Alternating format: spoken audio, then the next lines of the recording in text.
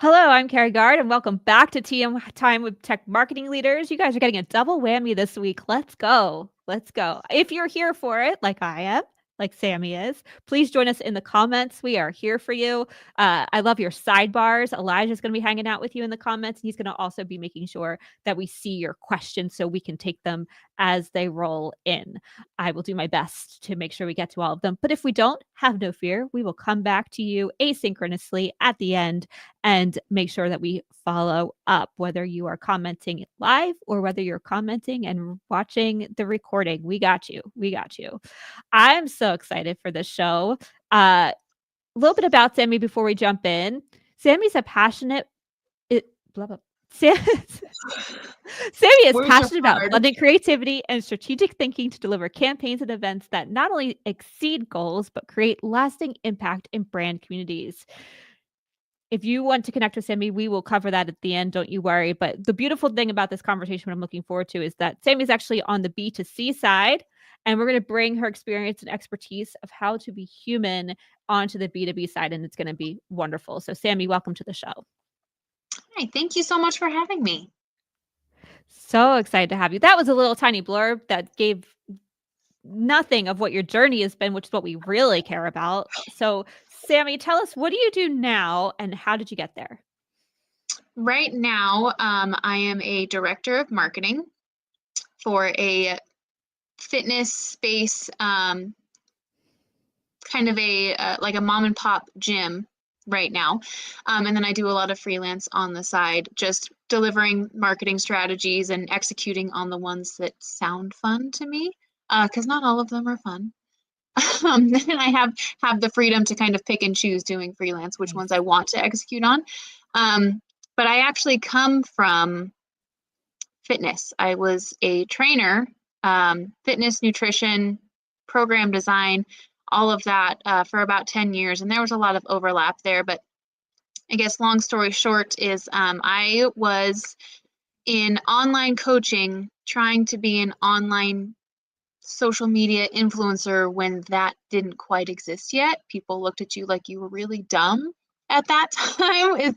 That's where I started. So to me, all of the knowledge and all the experience and education that I have in marketing came in by accident, just purely because I needed it to survive as a coach. So I started learning digital marketing and how to better present myself and taking some courses and some education and some things on the side. And from there, it just grew from me building my brand to helping other coaches build their brands, to other gyms building their brands and small businesses building their brands, until it kind of came to a point where I just did not want to coach anymore. So I switched to marketing full time. And I, again, am very lucky to be able to stay in the fitness and health space because I choose to. And that's what I know. And it's what I'm good at. It's nice that you get so when I started out in advertising, I did paid media planning from the very beginning, and I worked on Verizon, and then I worked on Yoplait, and I was like, 2 brands that I are fine. Like, I used Verizon at the time, and they were good. I loved their commercials of "Could You Hear Me Now?" Dating myself So because good. that's when I worked there, and then Yoplait, I kinda had, like, a love-hate relationship with because it was really fun to do some of the more creative campaigns, but I felt like I was selling sugar to babies, and that really I sort of was on the struggle bus with that pretty hard. So to be able to work on brands you actually care about is unusual, and that's one of the reasons why I love the cybersecurity space, because so many of those marketers deeply care about the mission of what cyber means, and so hats off to you for finding what's it called, your ikigai, where like you have a thing you're super passionate about for something people actually need and you get to make money. It's like the dream. It's the dream. So Yes. well done to you on that. Before we get into our conversation, which I have a lot of questions that are about your journey that will help feed that. But before we get there, what's a challenge you're currently having? What's feeling hard and in your way? Um, It's a good question. I feel like there's always a little bit of resistance for me, only because, for those of you that don't know, I live in Wyoming right now. And there's not a lot of need for fitness in Wyoming. You think of like, you watch Yellowstone and it's cowboys and it's ranchers. That's real life. Not so much like the Western Sons of Anarchy type of thing. That's not so much what it is, but it's a lot of ranchers, and it's a lot of, working man fitness, so to say. And I've been trying to transition and move somewhere that is more in line with what I would like to do. Like, I would love to be in Texas. So that's hard for me, because I love to be around people, and I've worked remote for the last 10 years.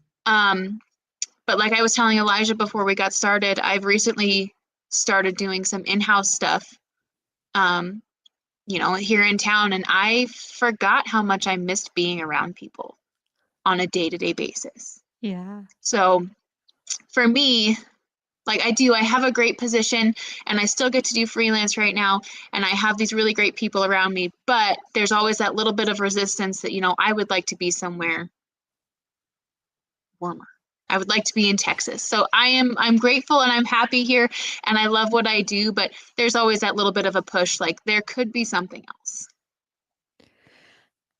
It's always a question of, is the grass greener? Yeah, no, and right now too, I feel like this has been a brutal winter, especially for people up north, and so I have to imagine dreaming of somewhere sunny and warm is, you are not the only one, Sammy. I am feeling it too. I'm Uh, we feeling it hard. we Mhm. got fake spring for a good week, and then I woke up this morning and there was snow outside, and I was like, you know what? No. No. No, I need the sunshine. Please, yes. We've gotten very lucky this last week. The sun has been shining, and it's been cold still, but at least the sun is out, and I'm like, "I'll take it." Oh, it's not Yeah, ideal, but it I makes such a helps. difference. Really, really does. Wonderful. Let's talk about why, when we talked, you felt very strongly about this topic, and I'd love to sort of set the stage of why you feel like this isn't why we need to have this conversation. So what's happening in terms of your point of view in how marketing is working out in the world, that it's sort of lost its soul a little bit, or maybe it never had one. I don't know. You tell me. Right. What are you seeing out there? Well, like we talked about before, I think what really started it for me was, if you go back to advertising in the 90s or the early 2000s, it was supermodels, and it was, you've got to be the best and you have to have this, and if you don't have this, then you're a loser. So it was very fake, I guess is the best way. There's a lot of words for it, but short story, like it felt very fake, and you were chasing perfection all of the time. And I don't know if you've met any other humans, but that's not real. Like nobody can attain that, and like nor should they want to. So what I've seen and what I really enjoy is that shift of brands and people that brands bring in to bring them back to life and show the more human side, and it started with influencers and creators that just started to share their life. And they gained these massive followings because people want to see other people being relatable. And if you look at the data and if you see the trends, these influencers, when they started out, like, we're doing this for fun, and now they're making hundreds of thousands or millions of dollars on these brand deals because they have an audience that they built by being a human being and showing how relatable they are. So Mhm. I think that shift in being more relatable, and I wish that I had saved it because I saw somebody on LinkedIn do this the other day. I want to say it was Mid Squares. I'm almost positive it was Mid Squares. Had an incredible video of the people that they brought to, it was a trade show. I don't know if it was, I don't know. I'd have to find the post.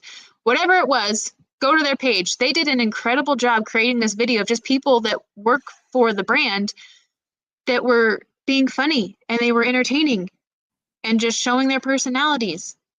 And that's what people want to see, because when people think of brands, like I said, especially, people in their 30s, when they think of advertising, they think of businesses that are just trying to get money.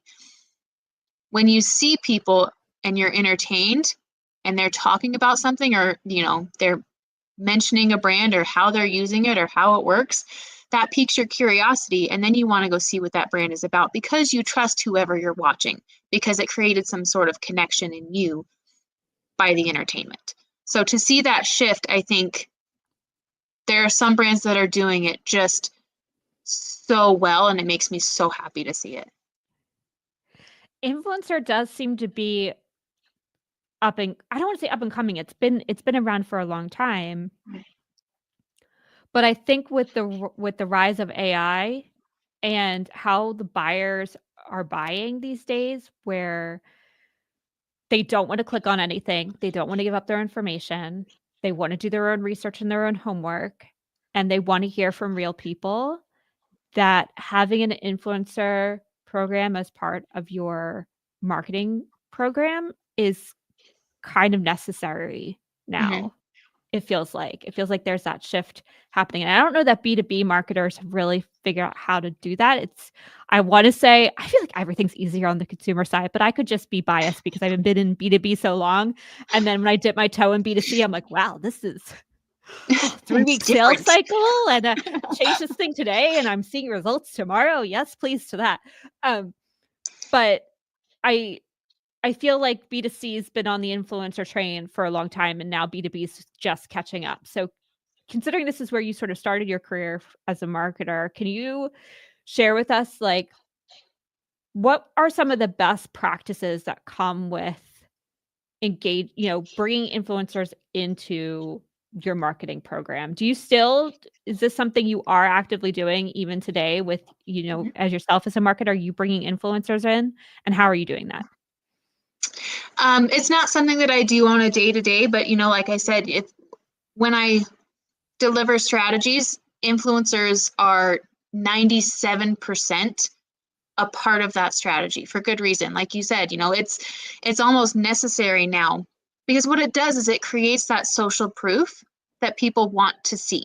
And there's a million ways to create social proof, but one of the best ways is to have somebody talking about your product in a good way on their own social and just tagging you or collaborating on the post, and sometimes that gets a little bit tricky, because when people see like collaborations on the post, again, it's, in your brain, you're thinking they're being paid for this, and it creates that little bit of an ick. But, if you do it well, like I said, some of these influencers do it so relatably. So to me, it's just really dependent upon the size of their audience, and some of that plays into budget, and how much people are willing to be paid. But for me, it's just about finding the right fit. It's almost like a job interview of what are they showcasing? How well are their socials doing? What is their content like? And does that align with what I'm trying to do? And then from there, again, I do a very deep dive. Maybe not everybody does it this way, but I do a very deep dive where I treat it almost like an interview, where I talk to the creator and I have those calls, and we talk about their content and how, whatever the product is or whatever the company is can fit into that. So it's very much, not just sign up and get a discount and share it with your friends. To me, it's a deep dive, because I have seen it happen too many times where it is too easy to become an influencer for a company, and they're sharing things that do not align with the brand, and then it leaves a bad taste in people's mouth because nobody's monitoring those things, Yeah, I imagine the authenticity is a fine line to walk in terms of what you're saying. So let's talk about audience size. How important, it's sort of like twofold, right? You either go after somebody with a really big audience, maybe you got to pay a little more upfront. Is that a better strategy than going after maybe a few influencers that have smaller audiences? but maybe you pay a little less? What's sort of your experience of like audience size and where to put your resources? For me, it always comes down to who the creators are. Again, you pay a lot depending on the goals of the campaign, the product itself, and where you want to go with it. You can get a really big creator and see a lot of success. This is just like a personal thought. Some of those bigger creators, and rightfully so, they've done really well for themselves. They can be hard to work with. Put it that way. But, I have seen just as much success working with a handful of people that have 10,000 followers or less, because typically those are the people that are more authentic. And not to say that, they don't care about what they post, but it's that they don't care of, to be seen as authentic. They're showing up fully as themselves. So people relate to that, and therefore they get better engagement and they have a higher level of trust, which, bottom line, brands need to have the trust. If you want to make sales, if you want to build a following, if you want to have loyalty, you have to have the trust. So that plays into it too. I'm a fan of having a handful of smaller creators. But again, that goes into having those deep dives and having those conversations, and I've gone as far as to run, a couple of like social media crash courses, again, just to, here's kind of a guideline to follow of, answer this question, answer this question, answer this question. Okay, now you can post, type of thing. But personally, I like a handful of smaller influencers. That's kind of my bread and butter.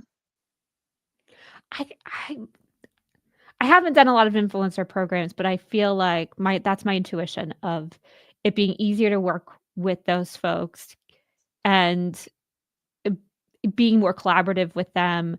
How much leeway do you give, or are you very prescriptive? What's sort of when you engage? So like you've picked out your influencers now.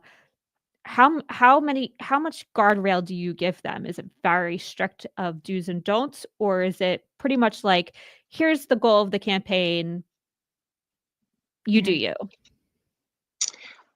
That's another really fine line.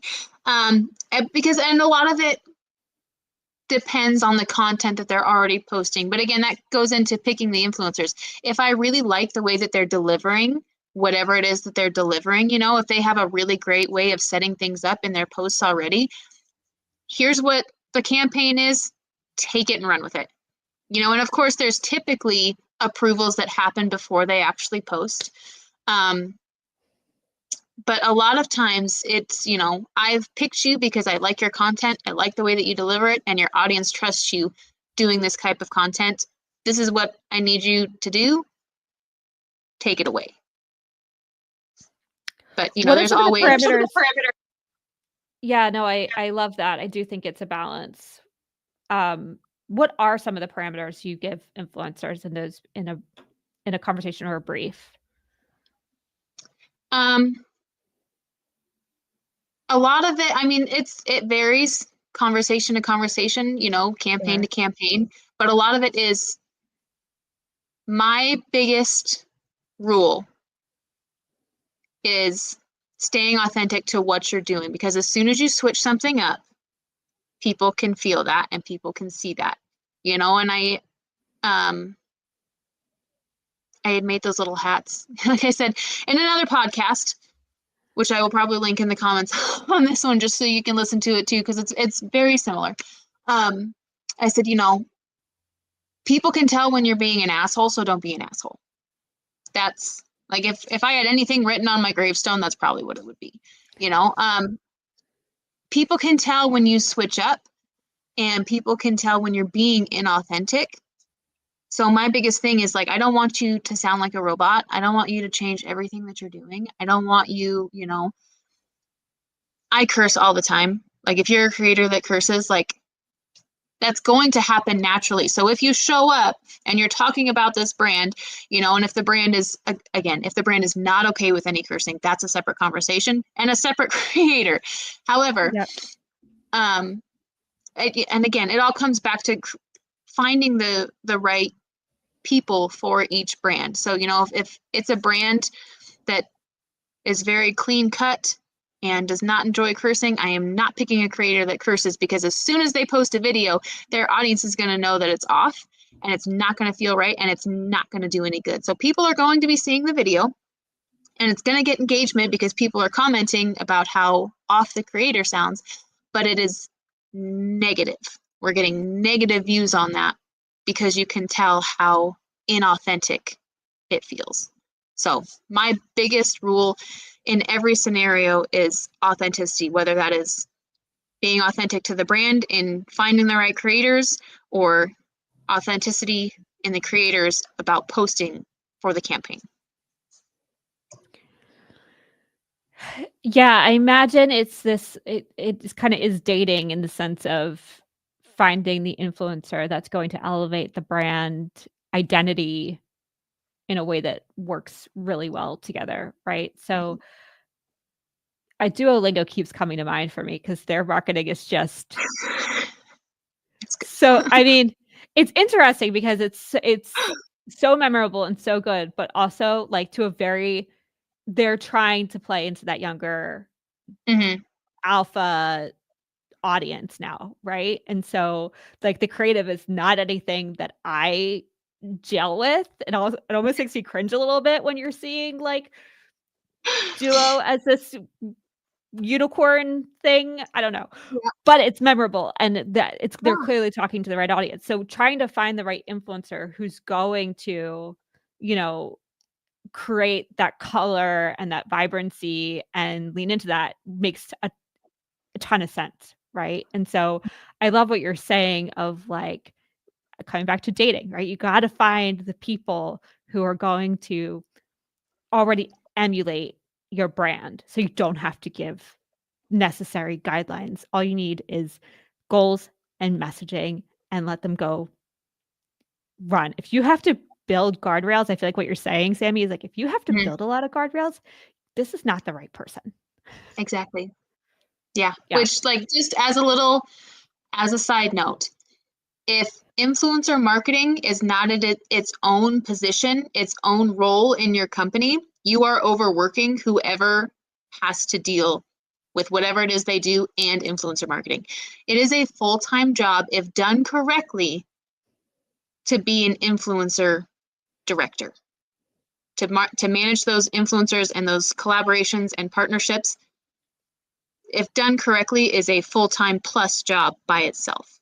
So whoever is doing both is overworked and underpaid, I promise you.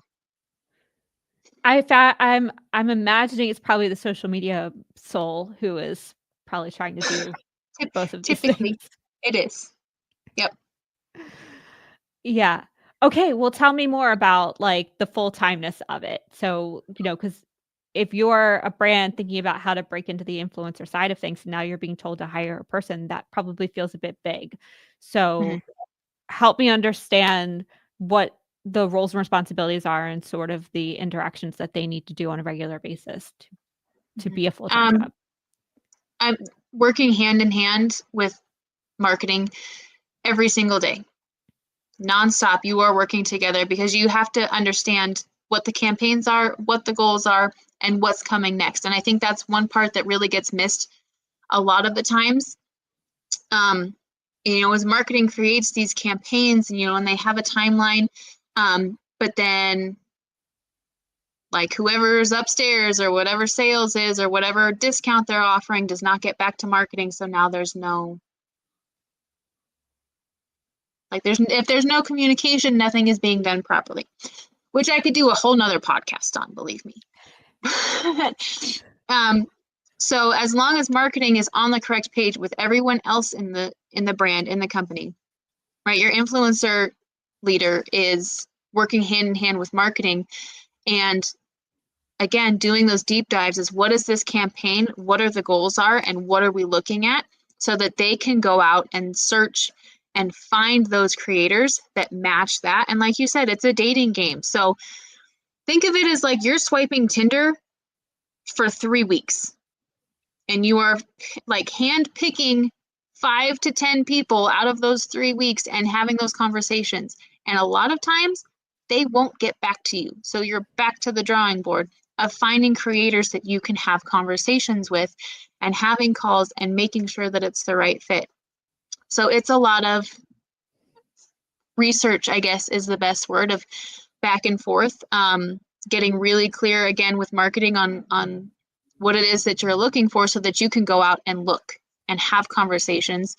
And then from there, build out, again, it's, getting with legal and creating the contracts. Like there's a lot of little nuances that go along with it. But again, the main job is just to create connections and find people that align with what you're doing. I imagine it's a lot of managing, Yes. right? Yeah. Yeah. That makes a ton of sense. The one thing you mentioned too is from a campaign standpoint, can your influencer, do you generally, like, once you find your people, you stick to them, or does it change campaign to campaign? What's sort of your experience in how you use influencers? I know for me, like when as a fractional marketing leader, like I have my folks that I go to on a regular basis for certain things, right? Marketing ops and social and podcasting and video and those sort of things. But for writing, I always switch up my writers because you just never know Mm-hmm. that what you're going to need for who. So is influencer sort of similar in you might have one or two go-tos, but you're going to be switching it up often, or do you have your stable and you're good? I think it's a little bit of both. There's always creators that just do really well, but again, that's the point of having, I guess, a trial run.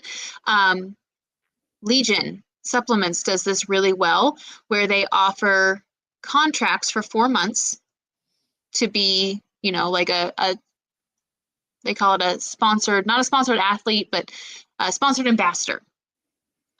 Where you have 4 months where for every month for those 4 months, you get free products and you get to talk about it. If in those 4 months, your sales do really well, you get to continue to have free products and you sign another contract. If, however, you have those 4 months and your sales are not showing the numbers that they're hoping for, then you're welcome to be an ambassador, but you no longer get free products. You get a discount code if you want to use it. So there's always I love the way that they have that set up because I think it works really well. And it's in your mind that if I don't perform well, I don't get to continue with this. So like there's always that aspect. But if we're just doing campaigns, if we're only finding people for campaigns, that's where you can kind of go, okay, this one went really well. Our next campaign, I will let you know, or if they don't do as well, thanks so much. Talk to you later, Yeah. But it just comes back to how well they fit and kind of how well they performed based on what the campaign was. Yeah, that makes sense. I wonder if there's an evergreen aspect to it too. If there's just to your point, like if there's a trial period of 4 months and then things are just going well, that it's just evergreen. It's just always on, and they get to continue, and they get to continue to feed the machine, so to speak. Because I think in B2B especially, it's less campaign driven and more about that sort of always on presence that is keeps the brand top of mind. Yeah. And Legion, like I said, does that really well, where they continue to send out any new marketing details or any sales or discounts. They do a really good job structuring that. But again, it's because they have somebody dedicated to affiliates and ambassadors and athletes, so they can continue to keep that high level of success because they have somebody dedicated to that. All right. My last question about influencers. Sorry to go we weren't planning on going down this rabbit hole, folks, but influencers have been very top of mind in terms of the marketing 3.0 playbook that is here to stay. And I'm glad that we went on this journey. My last question for you, Sammi, on this, and then we'll move on. is the measurement piece, because you mentioned it a couple of times of being able to actually measure revenue. Is that all through affiliate links that generally happens, Mhm. or how is it? Okay, I was just like, how is this being measured? Because social is sometimes a black Yeah. hole of data Well, that and you can't actually see. you can always go down that rabbit hole and request them to send screenshots of their engagement. But again, that's finicky, to say the least. Not everybody's going to do it properly. Not everybody's going to do it in general. Not everybody understands why that's important. So there's a lot of different platforms where you can track all of your affiliates. And you can see how many clicks they got, where the clicks came from, how much they've generated. So yeah, it's incredible. One, just to have the platform that has all of your affiliates on there, and really good ones. You can track the different campaigns and, like I said, track all the clicks. But yes, social is not the way to go if you're tracking your affiliates. Yeah, I mean, social in general is they don't call it dark social for nothing, because it's so hard to really measure your impact Mhm. of, end-to-end results. So I do think, especially for SaaS products in the B2B space, if you have an easy to sign up for workflow that you can just, drop affiliate links to your influencers and have people sign up that way, I think that's probably the easiest way to go about it. Um, I love, yeah, I think that makes a ton of sense to me. Okay. Sorry, folks. Hopefully that was helpful. I found it very exciting. That's why I went down that rabbit hole. But, Sammy, when you came on, you were talking about how, the 90s was very much about showcasing this ideal of what people considered perfection. I worked at DKNY as an intern, and it just drove me up the wall. The models they were picking, I was like, this is not a reflection of most people. So I get that you want this for the runway, but like this is really Right. disheartening. So I feel that's in my core, having worked in fashion, of like the not like the inauthenticity of what marketing was and still kind of is to some extent this day. So influencer is a great example of how we've pivoted to the authenticity and giving marketers a way to really bring their brand to life in a really human element. Do you have any other ideas on or aspects that you've used that brings human back to the brand? Um, yeah, I have yet to find the right way to describe it, or I guess the right words to describe it. But if you look at, say, Dove, and their Everybody campaign, I don't think that's the name that it is, but Dove. I do. It's soap. It's body wash. What they sell is self-love and acceptance. And in turn, they make people feel good. And then you associate that with their soap. So they're not looking at it as, you need to be clean because you smell funny. Here's some really great soap. It's everybody is different, but everybody is worthy of love. And now we're really soft because we're using this soap. So why don't you try it? Yes. It's a way of thinking outside of the box, but it's still connected.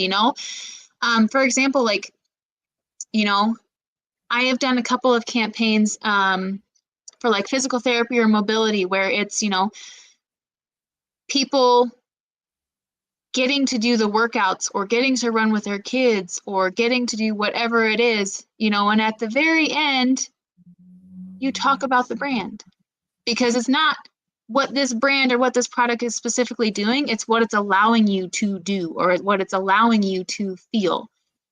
And that, again, it's that another layer of connection and authenticity that people are feeling because they don't want to be sold a brand or a thing. People connect through emotions. So if you can give them that emotion through that 10 or 15-second attention span, you know, that's where you're really starting to see success. So to me, that's, Vulnerability. yes. Yeah, absolutely. So that's just another layer of, and again, it's easy to say, think outside the box, Yeah. and then people just end it there. It's like, well, What does that mean to okay, me? but and that's, so I think, if you're going to say think outside the box, which is a great thing to do, I think a better way to say that is think about how this is affecting. How does this fit in? What are they doing to make their lives better by using this? That's how you think outside the box without just saying, think of it another way. Okay. Reframe it. Yeah, like, sure, got it. I'll get right on that. Yeah. One thing you said that I love that I think we can take from a B2B perspective that we don't always consider is what does this allow people to do, right? So this thing isn't going to is going to probably solve a specific problem, but because that problem is solved, what do they actually get to do with that back? Because they don't have to think Yes. about this problem anymore, or this thing's been solved, or whatever the case may be. So I love that when we talk about mobility and being able to get up and run with your children. I mean, that's that you're not to your point, you're not talking about the thing that's making you, the exercises so you can move your Yeah. joints. I love to Yeah. move my joints, but why do I get to Right. move them? Well, and there's always these things that, so I did that little series of, psychological hacks. What it was, it's just things that people forget because they want to go shiny bells and whistles, and you forget like these are foundational things that people need to have for your brand to be successful. So it's like Simon Sinek has, all what is the verbiage? All successful brands start with the why and not with the what, which is just another way of saying like, what does your product do for people, or what does your business do for people? Because that's what matters to them, not the product itself, but what can you do to help people? And that's what hooks them. And then you start with everything else. Sorry. My dogs are, I've Yeah, no, talked we too love long. furry friends. I have yeah, no, I have furry friend over there. Furry friends are the best. Um, I mean, making messaging human again, and I love what you're talking about in such a positive way. In B2B, we sometimes lead with fear, uncertainty, and doubt. We call that FUD. I'm Mhm. glad that we're moving and have continued to move away from that, which is just amazing. And so I just love some of these examples from a very human aspect of how to lead with the positivity of what we're giving people back in their day-to-day lives. And I just think that's really beautiful and something we could really do a better job of messaging. I think when we talk about problem solution in B2B, we tend to your point, talk about the solution being a very tactical thing. And I think we can move from the tactical now, folks, and really connect with people in a human way that makes them feel something else Simon Sinek talks a lot about, right? Is the hierarchy of needs. Mhm. That they feel safe, they feel that they have a sense of belonging, and then they have a sense of purpose, right? And so, how can we further those three things for them through our messaging? My coach calls it seen, heard, known, and accepted. People need to feel seen, heard, known, and accepted. And so, if you can reflect back to them in your messaging those things in a very positive way of giving them something back in their life, I think we all can win for sure. Yeah. So I love that. Anything else you can think of, Sammi, in terms of how we can breathe life back into our marketing in a way that makes it something people can more easily connect with and want to connect with. In B2B, we know this too, especially in the cybersecurity space. People, CISOs, practitioners do not want to hear from us. They loathe it. Developers, IT folks have ad blockers on for a reason. It's so hard to create that connection because Mhm. we've burned the bridge and we got to build back now. And so these are wonderful ways between influencers, between the messaging. What else you got for us? How else can we continue to build that trust and that connection through our marketing? Use your people. I mean, your people and your employees are some of the most underutilized, especially in that kind of a space. There's a lot of other industries where it's really easy to have other people give social proof. If you're talking, tech or cybersecurity, there's a very small percentage, at least that I have seen, of random people walking the street that, you know, have that pull to talk about that kind of stuff. But again, you're like, get on LinkedIn and create connections as a human being. Not that it's part of their job, but Another person, Fro Pro Bars. If you guys go on Instagram and look up Fro Pro Bars, you will see their owner, Matt Williams, on every other post that they make because he understands how important it is to create that connection. So him as the owner, him as, you know, if you're looking at somebody, you know, the higher ups, so to say, you know, even if you're not making Instagram videos, okay, you know, get on LinkedIn and have that personal brand. And I think, again, you know, there's been a lot of talk about personal brands and how important they are. And it's because they're really important. Have that personal brand to pull people in, because once they're bought into who you are, and not some, again, this is a caveat, don't pull people in on some fake assumptions. Pull people in being exactly who you are, and that will create that bridge to whatever else you're trying to get to. It's like the best way to show your culture, isn't it? Of like Mhm. what people are buying into by showing the people that you've hired and who work for you. I do find it hard because not everybody wants to be that. They don't wanna Yeah. essentially be online. They don't wanna be talking, but if you have a soul, a wonderful human in your company who just has that magnetic pull to what you're talking about, Sammy, and you can work with them in a really intentional way of highlighting the great work they're doing. I think that's yeah. It's tough to do, but I think done I had somebody else on my show a long time ago, Miri Rodrigo. Miri, Mhm. oh my gosh, what a great episode that was so long ago. But she did this for Microsoft where she had little mini interviews throughout the company and she just Mhm. told these mini stories from and so she wasn't asking them to go online. She was doing it for them, but it was just this Mhm. really beautiful way of highlighting the employees inside the company too. So I think there's lots of Yeah. different ways to go about it. Well, yeah, you know, I in know it feels worst case hard, but scenario, sorry, just no, no, go ahead. worst case scenario, hire yourself a really scrappy social media manager that, like you said, will go around and just ask questions.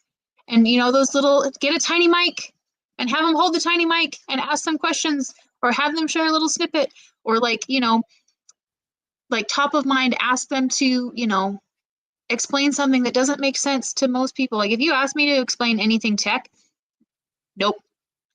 I have no idea how it works. I don't know why it works. I know that I can use it well enough, but you know, get them to answer those questions that people have, you know.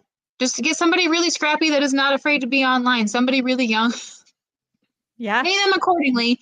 Caveat, pay them accordingly. However, find somebody really scrappy that loves to be online and loves to have those conversations and get them in there with your people to, like you said, have interviews, have those little videos, you know, make those little snippets, and that brings people in. Curiosity goes a long way, folks. It does. Yeah, it really does.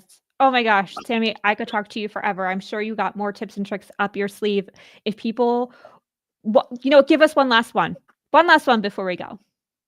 Oh, now that I'm on the spot, I'm blank. Um, Okay. And that's okay too. We'll have people follow up with you. But okay, yeah, that's fair. Send me a message. I'm sure something will come back.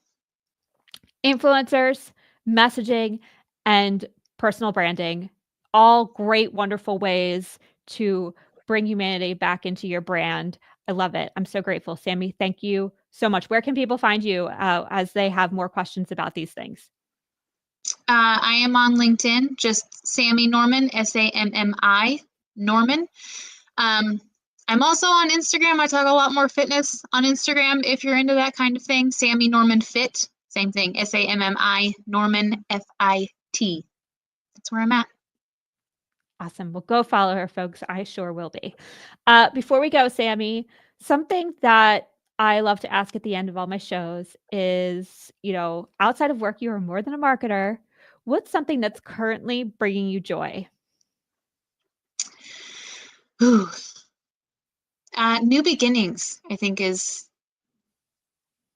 the best way to put that. I've had a lot of changes, you know, and change always comes with a little bit of nervousness and fear. But I think more than anything, I am excited and I'm joyful about getting to start over and try different things. That is exciting. I love new beginnings. I move around a lot. My husband and I, this is the first time we've been stationary for more than 3 years, and we're all like, "Where to next?" We got the itch. Yeah, We got the itch. So I so appreciate that. Thank you so much. I'm so grateful for this conversation. If you like this episode, please like, subscribe, and share. This episode is brought to you by MKG Marketing, the digital marketing agency that helps complex brands like cybersecurity get found via SEO and digital ads. This episode was hosted by me, Carrie Gard, CEO and co-founder of MKG Marketing. Music mix and mastering done by my lovely podcast sidekick, Elijah Drown. And if you'd like to be a guest, please join me. I'd love to have you on the show. Thank you again, Sammi. So good to see you. yeah. Thank you.